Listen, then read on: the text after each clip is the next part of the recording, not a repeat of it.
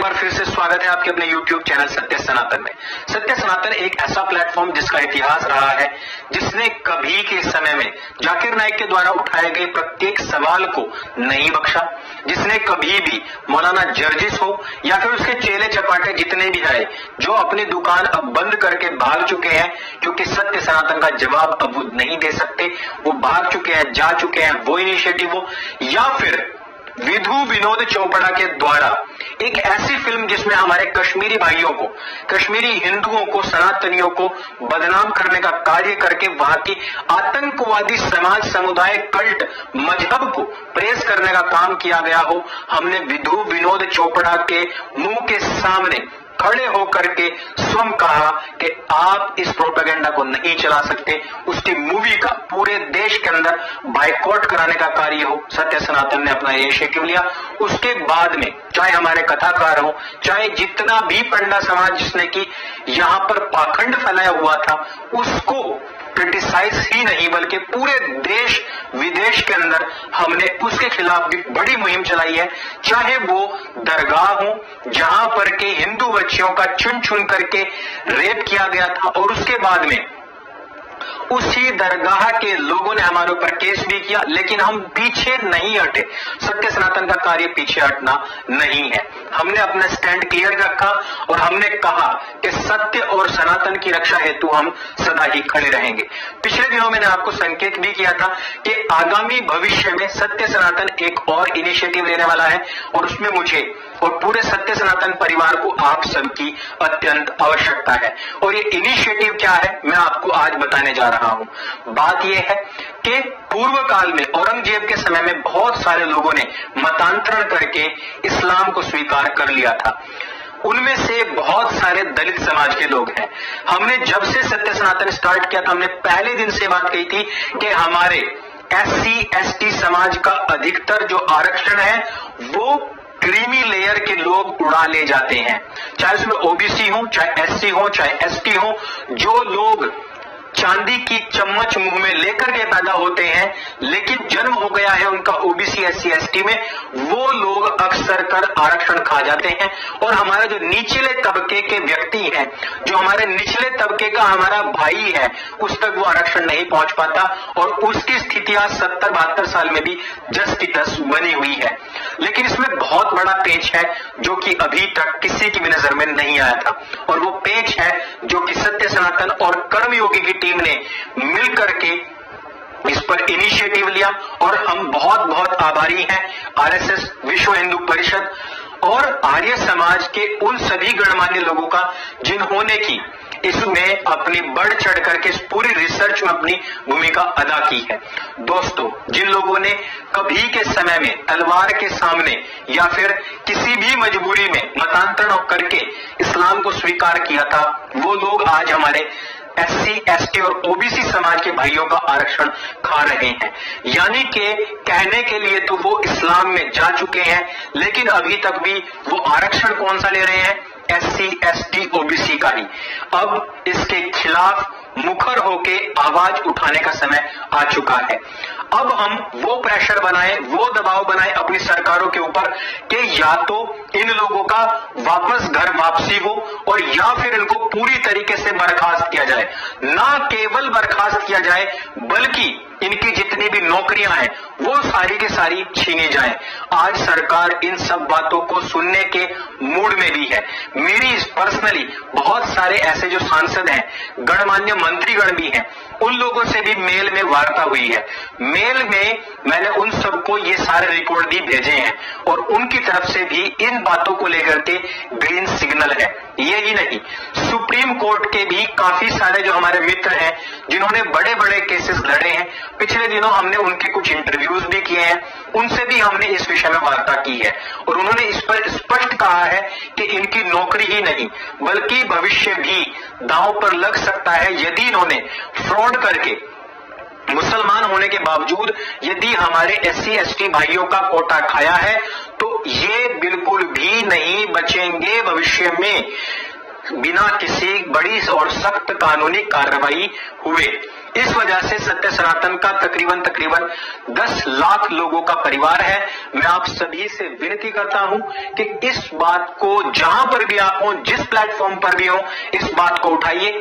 हमारे समाज के जितने भी लोग हैं, SC, ST, OBC भाई, जिनका कि इस प्रकार से मतांतरित लोग फायदा उठा रहे हैं, उनके सामने 2 रास्ते हैं। या तो वो कानूनी कार्रवाई का सामना करें, जेल जाएं, और जितनी भी नौकरियां हड़पी हुई हैं वो सारी की सारी उनको छोड़नी पड़ेगी।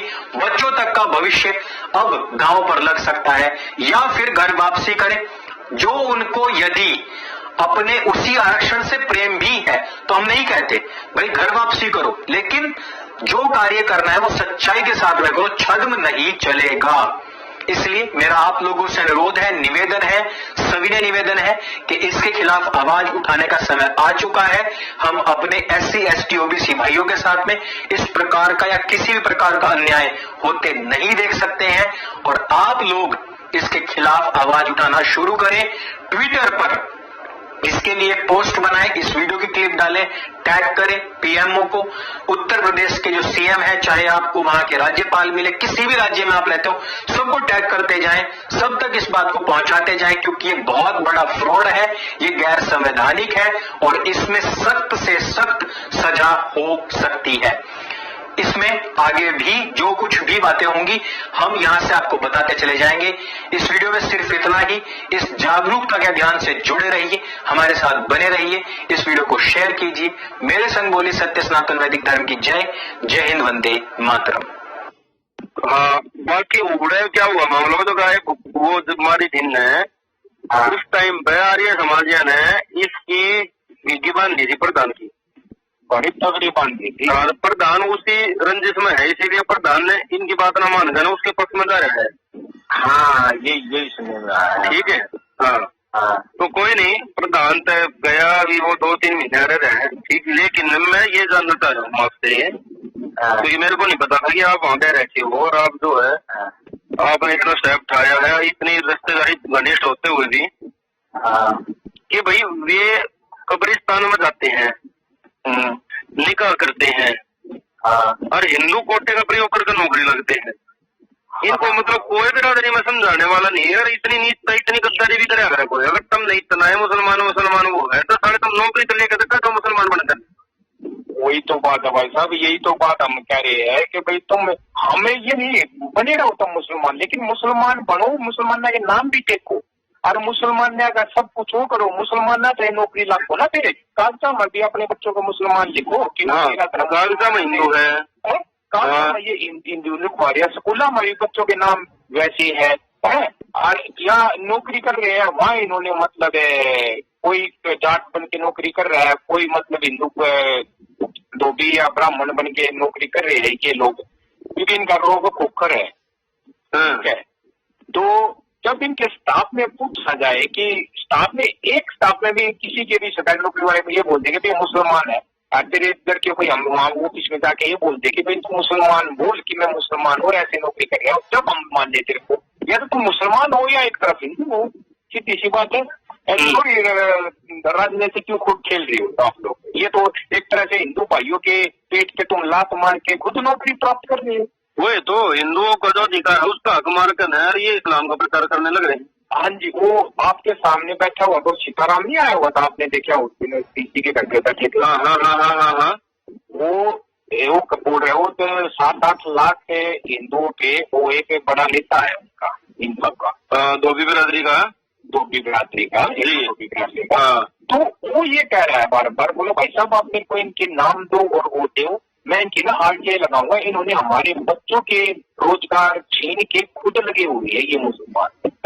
तो वो तो बहुत तगड़ा चिड़ा हुआ है इनसे, वो तो बार बार ये कह रहा है RTI लगाओ, मैं तो RTI लगाओ, लेकिन हम ये कह रहे हैं भाई साहब एक बार आप वर्बली के बोल दो उनको।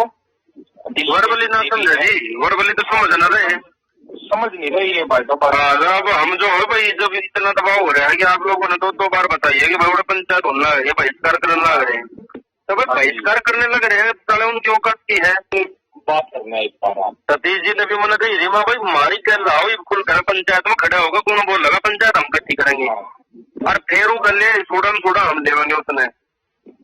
लेकिन ये भाई साहब आप लोग आओगे नहीं यार, हमारी बात ना फिर भी नहीं मानेंगे यार, तुम तो खाऊंगा भड़कन ना वही सब कुछ ना है। फिर बताओ हमारी भी तरह वो जाएगी ना कि हम किस उस आधार पर वो कर रहे हैं।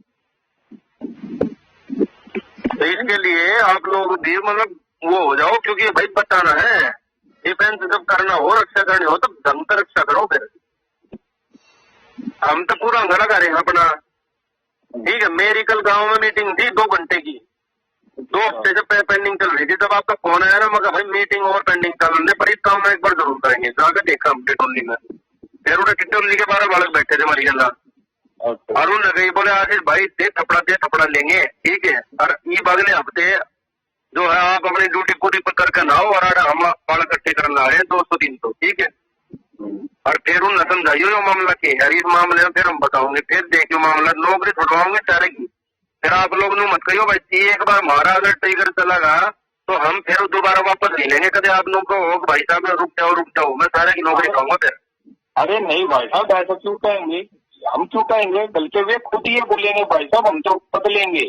अब उनको ऐसे प्रेशराइज किया जाएगा तभी वो बदलेंगे। प्रेशराइज नहीं कर रहा मैं नहीं कर रहा प्रेशराइज, मैं तो दंड दूंगा सीधा।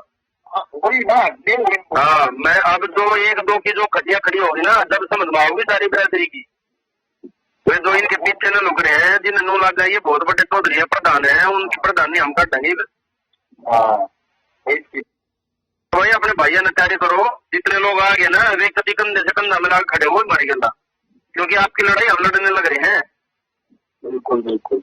वे आपकी क्या तीर मारने लग रहे हैं, हमारे ऊपर तीर थोड़ी मारे हैं वे, उनने क्या मतलब मारता है। वे तो आप लोगों का बहिष्कार कर रहे हैं, आप लोगों के बहिष्कार को बचाने के लिए हम साथी प्राण का खड़े हाँ के ना। बहिष्कार चाहिए तो चलो हम इसका है तो भाई हम मरने दो, लेकिन हम ये कह रहे हैं कि अपना हिंदुत्व जीवित रहे, क्योंकि ये हमें पता है ये मतलब धीरे धीरे पलट रहे हैं, अपना ये खुद प्रकार करते हैं, धीरे धीरे पलट रहे हैं, और उसको जो रीति रिवाज है अपने हिंदू में उसको खत्म करके मुस्लिम में कन्वर्ट कर रहे हैं। ऐसा कर तो रहे हैं, ऐसी बात नहीं। आप मेवात में देख लो, आप मेवात में कितना क्या कांड हुआ है। तो ऐसी बात नहीं है, बस वही है थोड़ा सा आप इस तरह आप ही बोल रहे हो कि भाई मीडिया वाले आएंगे, मीडिया वालों को बताना पड़ेगा कि भाई ऐसे ऐसे ये लोग काम कर रहे हैं, हम हिंदू बने हमारे ऊपर दबाव बना रहे हैं, बहिष्कार कर रहे हैं हमारा। ठीक है, ये लोग तो ये काम तो आप लोगों को करना पड़ेगा। आप लोग अगर भेड़ की तरह खड़े रहोगे तो ये शेर खाओ आपने। ठीक है, इसका टक्कर लेना है तो शेर बनना पड़ेगा।